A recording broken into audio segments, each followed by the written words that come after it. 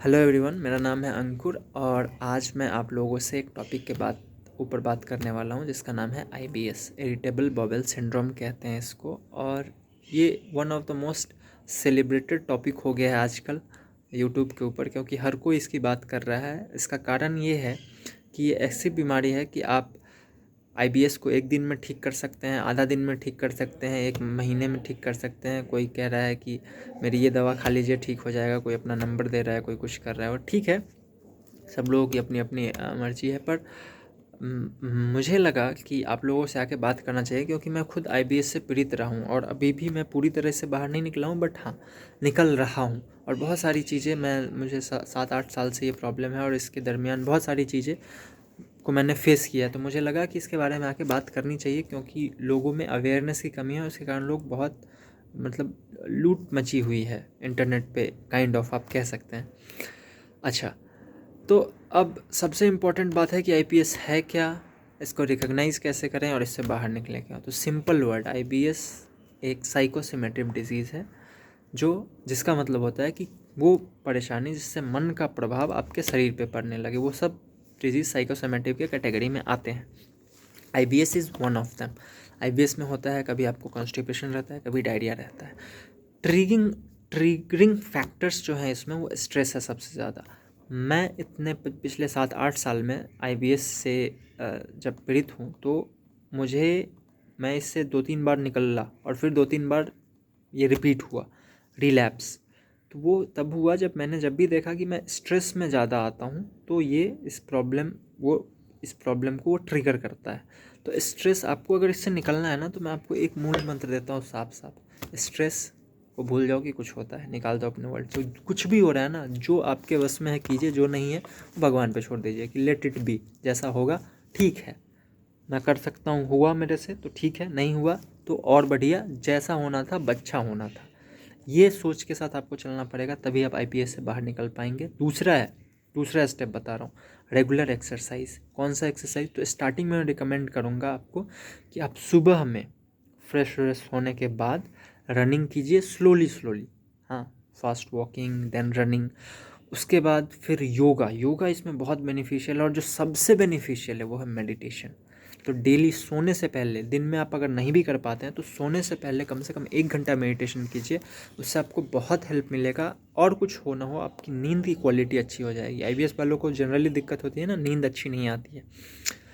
और जब ये आप करेंगे ना 10 दिन 15 दिन कंटिन्यूटी के साथ, तो आपको फ़र्क दिखना चालू हो जाएगा धीरे धीरे। तो ये करते रहना है, मेडिटेशन आपको हमेशा करते रहना है। आप कहेंगे हमेशा करें जी, कैसे होगा? हाँ, तो लाइफ ऑफ पार्ट है ना, खाना डेली खाते हैं ना, वॉशरूम डेली जाते हैं ना, डेली नहाते हैं ना। बहुत लोग नहीं भी नहाते हैं, बट हाँ, तो ये भी डेली करना पड़ेगा आपको अगर आईबीएस से निकलना है। तो किसी को 1 रुपया देने की ज़रूरत नहीं है आईबीएस से निकलने के लिए। हाँ, आपका सिचुएशन अगर बहुत ही बुरा है, आपके अंदर थोड़ी सी भी पावर नहीं है, शक्ति नहीं, उठ नहीं पाते हैं, आप चल नहीं पाते हैं, तो मैं रेकमेंड करूँगा कि आप किसी अच्छे आयुर्वेदिक डॉक्टर के पास जाइए।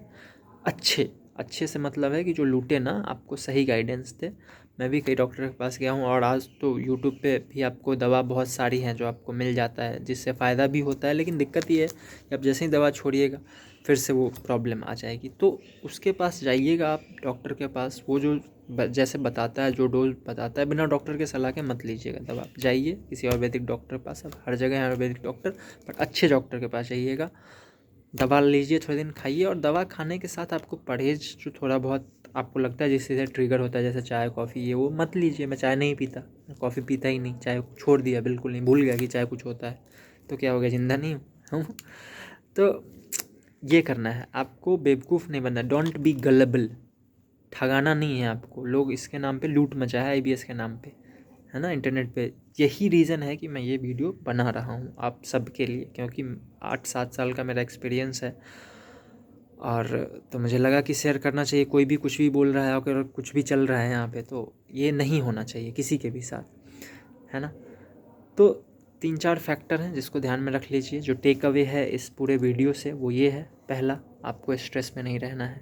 स्ट्रेस मैनेज करना है, आप कर लेंगे। कैसे करना है? एक्सरसाइज है, योगा है, मेडिटेशन है। सुबह योगा कीजिए, रनिंग कीजिए, रात को सोने से पहले 1 घंटा मेडिटेशन कीजिए। जैसे 10 बजे सोते हैं तो 9 बजे से 10 बजे मेडिटेशन कर लीजिए। 11 बजे सोते हैं तो 10 से 11 कर लीजिए, और ज़्यादा लेट नाइट तक जगिए मत। ये सब चीज़ आप करते रहिए थोड़े दिन तक। खाना आप अच्छा खाइए, जो आपको पचता है वो खाइए। जनरली दूध मीठा ये सब मना होता है, पर मैं मतलब चीज़ों को छोड़ते छोड़ते परेशान हो गया, तो मैं मीठा खाता हूँ। मैं मेरे केस में मीठा खाता हूँ, लेकिन नेचुरल मीठा कोशिश करता हूँ खाने का, चीनी वगैरह नहीं, नेचुरल मीठा लाइक शहद गांव से मंगवा लिया या कहीं से, तो वो लेता हूँ। उसके बाद प्रोसेस्ड फूड अवॉइड कीजिए। दही आप खाइए, अगर उसमें आप छौंक लगा के खा सकते हैं जीरा का तो बहुत अच्छा, नहीं तो ऐसे ही खाइए, कोई दिक्कत नहीं है। हाँ, और बस यही सब चीज़ें कीजिए। फिर मैं जल्दी ही आऊँगा दूसरी वीडियो में, और हम साथ में निकलेंगे IBS से, ठीक है। मैं अभी इससे अभी मैं हूँ IBS में, मतलब निकला हूँ पर पूरी तरह नहीं, आप कह सकते हैं। हाँ, 30-40% रिलीफ है मुझे। रिलैप्स हुआ है फिर से, एक टाइम पे मैं पूरी तरह ठीक हो गया था। तो ये बहुत मतलब टाइम टेकिंग प्रोसेस है, पर उदास नहीं होना है। उदास होने से IBS ठीक नहीं होगा, स्ट्रेस लेने से IBS ठीक नहीं होगा। ठीक कैसे होगा? मेहनत से ठीक होगा, ठीक है। और हम ठीक करेंगे साथ मिल के, ठीक है। So don't worry, will be back. किसी को 1 रुपया देने की ज़रूरत नहीं है, आप मेहनत कीजिए और आप ठीक हो जाइएगा। डिस्क्रिप्शन में मैं अपना DM आप मुझे कर सकते हैं इंस्टाग्राम पे, वो मैं डाल दूँगा। अगर आपको कोई दिक्कत होता है या कुछ बात करना हो तो आप कर सकते हैं मुझसे, ठीक है। हाँ, एक चीज़ और मैं कहना चाहता हूँ कि अगर आपको लगता है कि कंडीशन ज़्यादा सीवियर है तो आप साइकोलॉजिस्ट या साइकेट्रिस्ट से भी मिल सकते हैं एक बार, तो उससे भी बहुत फ़ायदा होता है लोगों का। और एक चीज़ और मैं बोलूँगा कि विपासना, अगर आपके पास टाइम है 10 दिन का तो आप विपासना जाइए। विपासना के बारे में आपको पता होगा, एक वीडियो मैंने इससे पहले बनाया था। तो विपासना जाइए और वहाँ 10 दिन का कोर्स होता है, वो करके आइए, उससे बहुत फ़ायदा होता है। वो मेडिटेशन का कोर्स है। तो ये सब कीजिए और आई होप कि फ़ायदा होगा, ठीक है।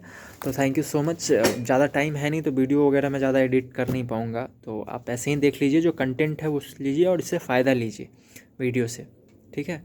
तो थैंक यू सो मच सुनने के लिए। आप सबका बहुत बहुत धन्यवाद। See you again in next video. तब तक के लिए अपना ख्याल रखिए। Bye bye, take care.